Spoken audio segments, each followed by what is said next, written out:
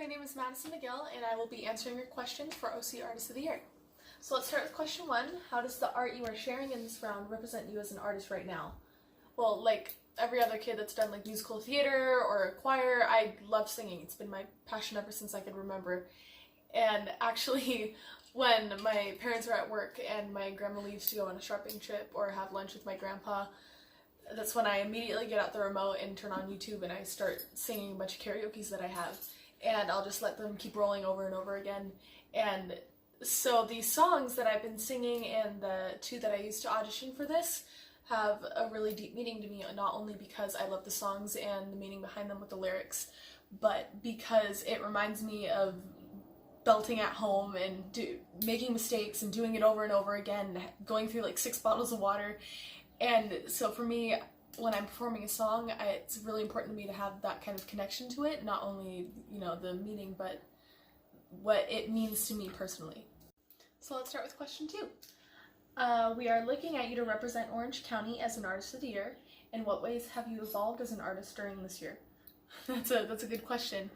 Not only this year, but from junior high, I've evolved so much, especially in the choir program that I was in. Looking back on acts and stuff, it's just things like my technique, my sound, and my stage presence, they've come such a long way, and when I look back at those things, the only thing that pops into my head is wow, or oh my god. But I find that through all of the programs that I've been through, like musical theater and the choir program, it's taught me so many things, and I've evolved so much from what I was then, and I thought I was a pretty good performer, to where I've grown in confidence, to where I can proudly say that I think I've become a much better performer in aspects of my singing and my performing and just all around performing. Let's get on to question 3. So in what ways has social distancing as a result of the coronavirus affected how you create and think about your art form? That's something that's really affected me. So this whole pandemic thing going on you'd think it would, give you more time to sing or work on your music, but between school and trying to figure out how to handle the whole thing, I actually haven't been singing much. And I found that I was struggling to hit notes that I could easily hit before, and I was having a lot of trouble with my performance. And I feel like that's something that's kind of the opposite of what you would think would happen. And so I've been trying, go out and go on drives around my block and, blast these songs that I used to be able to nail, get myself back up to that again. But it's been kind of difficult to deal with, because you want to find time to practice, but you're losing a lot of motivation because of the whole thing. And I feel like, performing is more than performing in front of like an audience. Anytime you're practicing or you're singing with friends in your choir class, or you're goofing around with your musical theater friends, all of these things, when you're singing and having a great time, that's all performing. You're performing for yourself, or you're performing for your friends, or the people around you.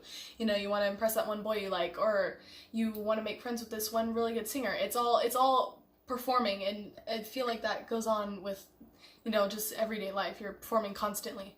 And I feel like that's how this whole thing has really affected me and what it's made me realize. And last but not least, question 4. This is my personalized question. In your original application, you say that being an artist is about pushing boundaries and working outside the box. In what ways do you push boundaries with your work? How do you think pushing boundaries makes you a better artist? That's a really good question. One thing about me is, wherever I am, I want to make sure that I'm pushing the boundaries of whatever the norm is around me.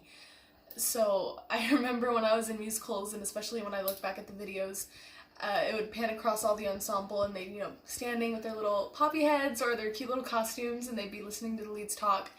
And you'd go to me, and I'd be bouncing up and down, or I'd be smiling big and wide. And I feel like every time I remember performing with that program, I would be trying to think about how I could make myself stand out compared to all these kids around me. The little extra smiling I could be doing, or hand motions, or energy just radiating off of me.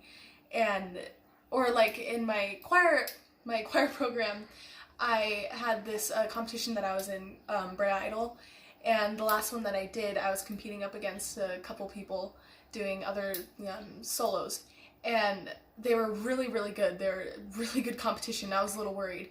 And so before, I was thinking of what I could do to make myself stand out, and I was singing a really, really touching ballad.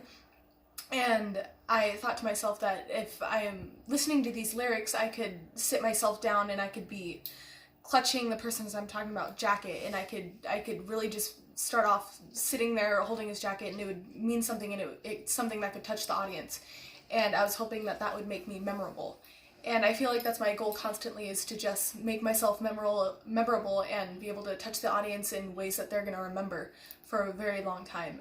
And I feel like that's the kind of boundaries that I want to be pushing. Boundaries for myself and boundaries for what the audience is expecting or what my peers are expecting. Yeah.